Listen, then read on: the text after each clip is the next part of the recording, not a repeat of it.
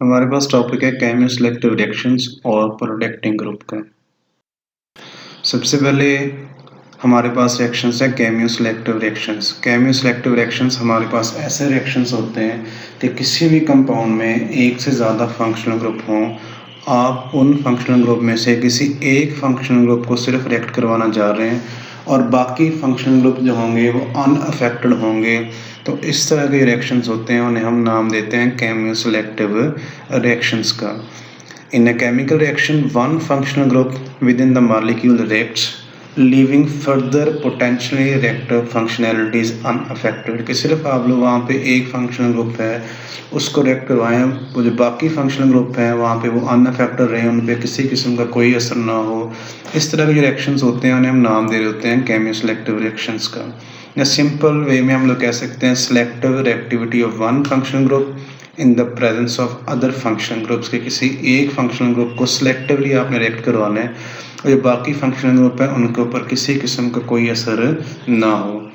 जिस तरह से हमारे पास ये वाली एग्जांपल है बीटा कीटो एस्टर, कि हमारे पास एक ही कंपाउंड में दो फंक्शनल ग्रुप हैं, कीटोन भी है और उसके साथ साथ वहाँ पे एस्टर भी है। और जब आप लोग इसको सोडियम बोरोहाइड्राइड के साथ रिएक्ट करवाते हैं, सोडियम बोरोहाइड्राइड सिर्फ और सिर्फ अल्डिहाइड को और कीटोन को रिड्यूस करते हैं अल्कोहल में। ये एस्टर को और बाकी जो फंक्शनल ग्रुप होते हैं उनकी रिडक्शन नहीं करता। तो ये सिर्फ और सिर्फ क्या करेगा, कीटोन का रिड्यूस कर देगा सेकेंडरी अल्कोहल में, लेकिन एस्टर के ऊपर इसका कोई इफेक्ट नहीं होगा। Only ketone reduce. इस तरह के जो हमारे पास रिएक्शंस होते हैं उन्हें हम नाम दे देते हैं केमियो सिलेक्टिव रिएक्शंस का।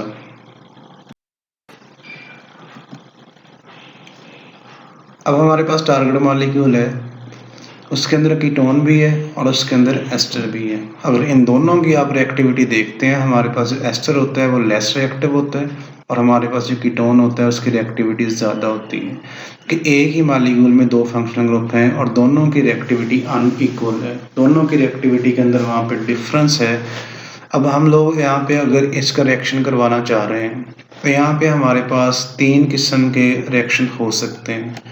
सबसे पहले नंबर पे है कि मोर रिएक्टिव जो होगा सिर्फ और सिर्फ वही रिएक्ट करे, जो लेस रिएक्टिव होगा वो रिएक्ट ना करे। तो ये हम लोग सिंपल वे से ये वाला रिएक्शन अचीव कर सकते हैं कि आप लोग कोई ऐसा रीजन लेके आए जो सिर्फ और सिर्फ मोर रिएक्टिव के साथ रिएक्ट करेगा, लेस रिएक्टिव के साथ रिएक्ट नहीं करेगा। जिस तरह हमारे पास सोडियम बोरोहाइड्राइड है, ये सिर्फ और सिर्फ कीटोन के साथ रिएक्ट करेगा, एस्टर के साथ रिएक्ट नहीं करेगा, कीटोन को रिड्यूस कर देगा ये अल्कोहल के अंदर, और जो एस्टर होगा वो उसी तरह से अनअफेक्टेड रहेगा। अब इसमें दूसरा जो रिएक्शन हम लोग अगर कैरी आउट करवाना चाह रहे हैं कि लेस रिएक्टिव फंक्शनल ग्रुप है, हम लोग चाह रहे हैं कि वो वाला रिएक्ट वहाँ पे करें, जो मोर रिएक्टिव है वो वहाँ पे रिएक्ट ना करे। जिस तरह से हमारे पास दूसरा एग्जांपल है, इसमें कीटोन जो है प्रोडक्ट में उसी तरह से मतलब कीटोन का रिएक्शन नहीं हो रहा, सिर्फ और सिर्फ एस्टर का हो रहा है। जो लेस रिएक्टिव फंक्शनल ग्रुप है आप लोग चाह रहे हैं कि वो वाला रिएक्ट करे। आम सिंपल वे में ये वाला रिएक्शन हमारे पास पॉसिबल नहीं होता, हमने एरो के ऊपर क्वेश्चन मार्क लगाया हुआ है। अगर आप लोग सिंपल वे में, आम वे में, जिस तरह से ऊपर हम लोगों ने पहला रिएक्शन कैरी आउट करवा लिए कि आप लोग यहाँ पे एक रीजन लेके आए, रिएक्शन करवाएं, इस तरह का रिएक्शन हो जाए, तो सिंपल वे में ये वाला रिएक्शन पॉसिबल नहीं होता। वहाँ पे हमें स्पेशल कंडीशंस अडॉप्ट करनी पड़ती हैं। इस तरह के रिएक्शंस के लिए हमें प्रोटेक्टिंग ग्रुप का इस्तेमाल करना पड़ता है। प्रोटेक्टिंग ग्रुप ऐसे ग्रुप होते हैं जो किसी एक फंक्शनल ग्रुप के साथ रिएक्ट करके उसके अंदर केमिकल मॉडिफिकेशन लेके आते हैं और उसकी रिएक्टिविटी को कम करते हैं, और उसके बाद हम लोग जो दूसरा ग्रुप रह जाता है उसका आप लोग रिएक्शन करवा के उसके अंदर जो भी कोरस्पॉन्डिंग चेंजेस लेके आनी है ले आते हैं और बाद में प्रोटेक्टिंग ग्रुप को वहाँ से रिमूव कर लेते हैं। इसे हम नाम दे देते हैं डी प्रोटेक्शन का, जब आप प्रोटेक्टिंग ग्रुप को वहाँ से रिमूव करते हैं। अब तीसरा रिएक्शन हमारे पास यहाँ पे होने के चांसेस है कि आप दोनों को रिएक्ट करवाएं। तो इसके लिए हम लोग जो रीजन इस्तेमाल करेंगे वो ऐसा रीजन इस्तेमाल करेंगे जो दोनों के साथ रिएक्ट करेगा। इस तरह हमारे पास लिथियम एल्यूमिनियम हाइड्राइड है, ये कीटोन का भी रिड्यूस कर देते हैं और उसके साथ साथ ही एस्टर का भी रिड्यूस कर देते हैं। अगर आप लिथियम एल्यूमिनियम हाइड्राइड का इस्तेमाल करते हैं तो वहाँ पे दोनों फंक्शनल ग्रुप की रिडक्शन कर देता है कोरस्पॉन्डिंग अल्कोहल के अंदर। तो इस तरह के रिएक्शंस भी हम लोग सिंपली परफॉर्म कर सकते हैं। अब अगर हमारे पास किसी भी कंपाउंड में 2 फंक्शनल ग्रुप हों और दोनों की रिएक्टिविटी वहाँ पे डिफरेंट हो, अनइक्वल रिएक्टिविटी हो, तो वहाँ पे हमारे पास सबसे पहले नंबर पे आता है कि अगर आप लोग मोर रिएक्टिव है तो उसको आप लोग अकेले को वहाँ पे रिएक्ट करवा सकते हैं। जो लेस रिएक्टिव होगा उसके ऊपर किसी किस्म का कोई वहाँ पे रिएक्शन नहीं होगा। इस तरह से हमने ये पहली एग्जांपल देखी है कि बीटा कीटो एस्टर है, अगर सोडियम बोरोहाइड्राइड के साथ आप इसका रिएक्शन करवा रहे हैं, सिर्फ और सिर्फ ये कीटोन का रिड्यूस करेगा, क्योंकि कीटोन की रिएक्टिविटी इधर ज़्यादा है और जो एस्टर है इसकी रिएक्टिविटी कम है। सिर्फ और सिर्फ ये मोस्ट रिएक्टिव के साथ रिएक्ट करेगा और उसकी रिडक्शन कर देगा अल्कोहल में, क्योंकि सोडियम बोरोहाइड्राइड सिर्फ और सिर्फ एल्डिहाइड और कीटोन के साथ रिएक्ट करता है क्योंकि उनकी रिएक्टिविटी ज़्यादा होती है। और ये एस्टर के साथ अल्कोहल के उसके साथ एसिड के साथ रिएक्ट नहीं करता क्योंकि उनकी रिएक्टिविटी कम होती है। अब दूसरा यहाँ पे अगर आप लोग रिएक्शन करवाना चाह रहे हैं कि लेस रिएक्टिव फंक्शनल ग्रुप को रिएक्ट करवाना चाह रहे हैं, तो आम सेंस में ये चीज़ पॉसिबल नहीं होती। May not be possible to react the less reactive functional group selectively. आप चाह रहे हैं कि सिर्फ और सिर्फ आपके पास जो लेस रिएक्टिव फंक्शनल ग्रुप है वही रिएक्ट करे और जो हमारे पास मोस्ट रिएक्टिव ग्रुप है वो रिएक्ट ना करे। इस तरह से एग्जाम्पल में है, प्रोडक्ट हमारे पास आ रहा है, कीटोन भी है अल्कोहल भी है, सिर्फ और सिर्फ एस्टर को रिड्यूस करवाया है। कीटोन के ऊपर किसी किस्म का कोई फ़र्क नहीं पड़ा, मतलब कीटोन का आप रिएक्शन नहीं करवा रहे, आप लोग सिर्फ रिएक्शन किसका करवा रहे हैं, एस्टर का करवा रहे हैं। अब एस्टर हमारे पास इसकी रिएक्टिविटी कम होती है और अल्कोहल की रिएक्टिविटी ज़्यादा है। आप लोग चाह रहे हैं कि आप जो लेस रिएक्टिव है उसका रिएक्शन करवाएं और आम सिंपल वे में ये चीज़ हमारे पास पॉसिबल नहीं होती। इस तरह के जो केसेस होते हैं उन्हें हम लोग डील करने के लिए वहाँ पे स्पेशल कंपाउंड इस्तेमाल करते हैं जिन्हें हम लोग प्रोटेक्टिंग ग्रुप का नाम देते हैं। और प्रोटेक्टिंग ग्रुप हमारे पास ऐसे कंपाउंड होते हैं जो किसी एक कंपाउंड के साथ रिएक्ट करके वहाँ पे कुछ मॉडिफिकेशन लेके आते हैं जिससे उसकी रिएक्टिविटी कम होती है और हम लोग केमियो सिलेक्टिव रिएक्शन कौन से वहाँ पे करवा सकते हैं। अब जिस तरह से हमारे पास ये वाला एग्जांपल है, बीटा कीटो एस्टर है। ओवरऑल रिएक्शन हम लोग कौन सा चाह रहे हैं कि हमारे पास जो एस्टर है वो रिड्यूस हो जाए अल्कोहल में और हमारे पास जो कीटोन है वो रिड्यूस ना हो, वो कीटोन उसी तरह से रहे। तो हम लोग क्या करेंगे, सबसे पहले हमारे पास जो कीटोन है उसको आप लोग प्रोटेक्ट कर लेंगे। प्रोटेक्ट का मतलब है किसी और फंक्शनल ग्रुप के साथ रिएक्ट करवा के उसका रिएक्शन करवाएंगे और इस कीटोन को किसी और फंक्शनल ग्रुप में चेंज कर देंगे जिसकी रिएक्टिविटी एस्टर से कम होगी। फिर हम लोग एस्टर का रिएक्शन करवाएंगे और बाद में आप लोग उस प्रोटेक्टिंग ग्रुप को वहाँ से रिमूव कर लेंगे। इस तरह पहले स्टेप में हमने उसे डाइओल के साथ रिएक्ट करवाया है। डाइओल ने कीटोन के साथ रिएक्ट किए और उसको उसने चेंज कर दिया एसीटाल में, साइक्लिक एसीटाल में उसने चेंज कर दिए। अब इसकी रिएक्टिविटी एस्टर से कम होती है। और अब नेक्स्ट हमने अगले स्टेप में लिथियम एल्यूमिनियम हाइड्राइड का इस्तेमाल किए, तो ये वाला एस्टर को रिड्यूस कर देगा प्राइमरी अल्कोहल में। और हमारे पास जो एसीटाल था ये स्टेबल होते हैं कंपाउंड, इसके साथ इसका रिएक्शन नहीं होगा, ये उसी तरह से। अब हम लोगों ने यहाँ से इस एसीटाल को दोबारा रिमूव करना है और उसको हमने दोबारा कीटोन बनाना है, मतलब इस फंक्शनल ग्रुप की डी प्रोटेक्शन करनी है। पहले स्टेप में हमने कीटोन की प्रोटेक्शन की है कि उस ग्रुप को हमने प्रोटेक्ट किया ताकि वो आगे फर्दर रिएक्ट ना कर सके। हमारा जो कोरस्पॉन्डिंग रिएक्शन था हमने एस्टर को अल्कोहल में चेंज कर दिया, वो हमने कर लिए।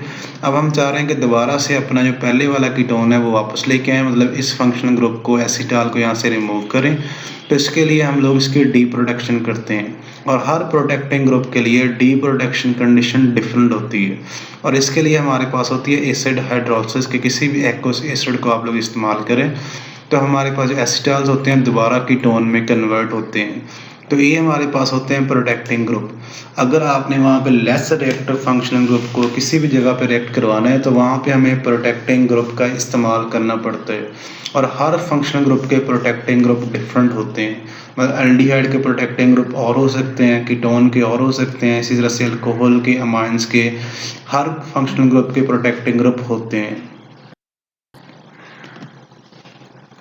अब प्रोटेक्टिंग ग्रुप्स की कुछ क्वालिटीज़ होती हैं। सबसे पहले नंबर पे है simple to put on in a high heat, कि आप लोग अगर वहाँ पे उसको लगाना चाह रहे हैं तो बहुत ही सिंपल वे से आप लगाएं। ये ना हो कि वहाँ पे हमें कुछ ऐसे रिएक्शन करवाना पड़े जिससे बाकी फंक्शनल ग्रुप हैं वो डिस्टर्ब हों। दूसरे नंबर पे हमारे पास है stable to the reaction condition, कि वो रिएक्शन कंडीशन जो आप लोग अडॉप्ट कर रहे हैं उसमें वो प्रोटेक्टिंग ग्रुप स्टेबल रहे, उसका किसी और के साथ रिएक्शन ना हो। जिस तरह पिछले एग्जांपल में हमने कीटोन को प्रोटेक्ट किए और एस्टर की रिडक्शन किया लिथियम एल्यूमिनियम हाइड्राइड के साथ। तो कीटोन को हमने ऐसे प्रोटेक्टिंग ग्रुप के साथ प्रोटेक्ट करने हैं जो लिथियम एल्यूमिनियम हाइड्राइड के साथ रिएक्शन ना करे, मतलब उस रिएक्शन कंडीशन में वो स्टेबल हो। ये ना कि आप लोग वहाँ पे रिएक्शन कंडीशन में वो प्रोटेक्टिंग ग्रुप खुद ही किसी और के साथ रिएक्ट कर जाए तो फिर वो आगे कोई और कंपाउंड बना देगा। इस तरह का प्रोटेक्टिंग ग्रुप का हमें कोई फ़ायदा नहीं होता। और थर्ड पे होता है कि हम लोग वहाँ से उसको ईजिली रिमूव कर सकें, कि अगर आपने रिएक्शन अपना करवा ली है उसकी डी प्रोटेक्शन बाद में करनी है तो वो हमारे लिए बहुत ही ईजी हो। ये ना हो कि हमें वहाँ से उसको रिमूव करना बाद में बहुत ज़्यादा मुश्किल हो।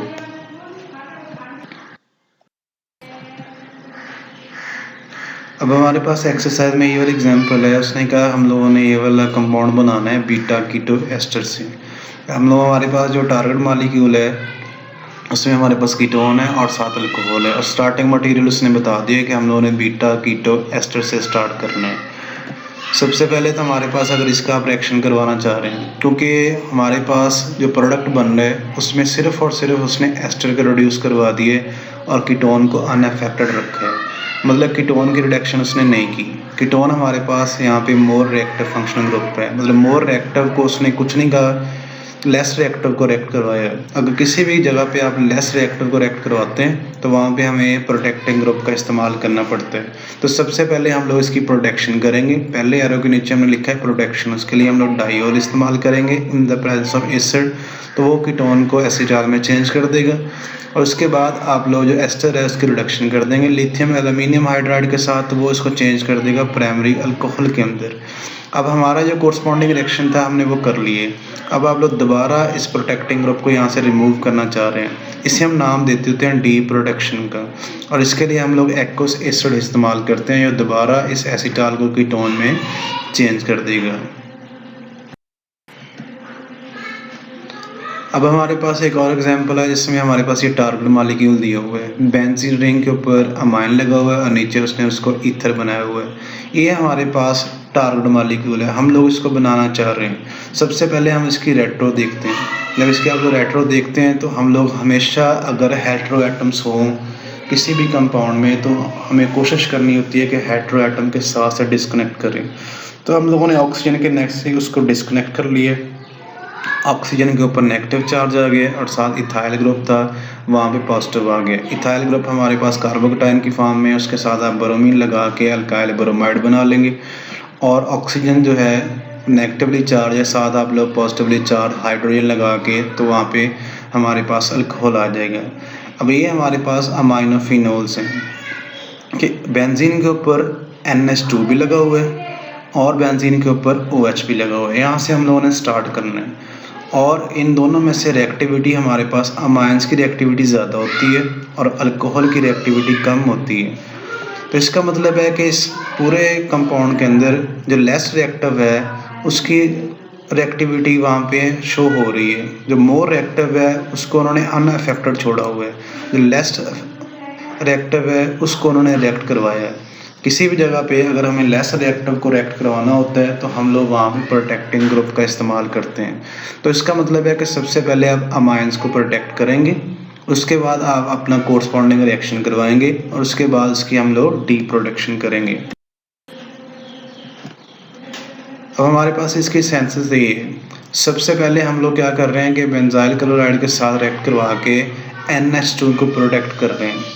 NH2 बेंजाइल क्लोराइड के साथ रिएक्शन करके कोरस्पॉन्डिंग जो कंपाउंड है वहाँ पे वो बना देगा। अब इसकी रिएक्टिविटी हमारे पास कम होती है। अल्कोहल है वो हमारे पास उसी तरह से है, क्योंकि हम लोगों ने सिर्फ और सिर्फ किसको प्रोटेक्ट किए, NH2 को प्रोटेक्ट किए। अब नेक्स्ट हम लोग हमारा जो अल्कोहल है उसका आप रिएक्शन करवाएंगे इथाइल ब्रोमाइड के साथ, तो वो वहाँ पे ईथर बना देगा। अब हमारे पास जो रिएक्शन था वो हमारा कोरस्पॉन्डिंग रिएक्शन हो चुके हैं। अब हमने वहाँ पे जो प्रोटेक्टिंग ग्रुप था उसको रिमूव करना है, उसकी डी प्रोटेक्शन करनी है। अगर हमारे पास बेंजाइल क्लोराइड प्रोटेक्टिंग ग्रुप के तौर पे इस्तेमाल करते हैं तो उसकी डी प्रोटेक्शन के लिए हम लोग hydrogen in the presence of platinum charcoal इस्तेमाल करते हैं। तो ये क्या करेगा, वहाँ से बेंजाइल ग्रुप है उसको रिमूव कर देगा और दोबारा उसको चेंज कर देगा NH2 में। अब ये हमारे पास कोरस्पॉन्डिंग टारगेट मॉलिक्यूल आ गया है। कि अगर हमारे पास एक कंपाउंड में एक से ज़्यादा फंक्शनल ग्रुप हों और हम लोग चाह रहे हैं कि वहाँ पे लेस रिएक्टिव फंक्शनल ग्रुप को रिएक्ट करवाएं, तो उसके लिए हमें प्रोटेक्टिंग ग्रुप का इस्तेमाल करना पड़ता है। अगर आप लोग चाह रहे हैं कि वहाँ पे हम लोग मोस्ट रिएक्टिव को रिएक्ट करवाएं, तो वो सिंपल वे से हम लोग उसका रिएक्शन करवा सकते हैं। वहाँ पे हमें प्रोटेक्टिंग ग्रुप का इस्तेमाल नहीं करना पड़ता। प्रोटेक्टिंग ग्रुप आप लोग सिर्फ़ और सिर्फ उस वक्त इस्तेमाल करते हैं जब हम लोग चाह रहे हैं कि हमारे पास जो लेस रिएक्टिव है वो रिएक्ट करे और जो मोर रिएक्टिव है वो रिएक्ट ना करे। तो हम लोग प्रोटेक्टिंग ग्रुप का इस्तेमाल करके वहाँ पे जो मोर रिएक्टिव होता है आप लोग उसको प्रोटेक्ट कर लेते हैं। उसके बाद आप अपना कोरस्पॉन्डिंग रिएक्शन करवाते हैं और एट द एंड आप लोग उस प्रोटेक्टिंग ग्रुप को वहाँ से रिमूव करते हैं, जिसे हम नाम देते होते हैं डी प्रोटेक्शन का।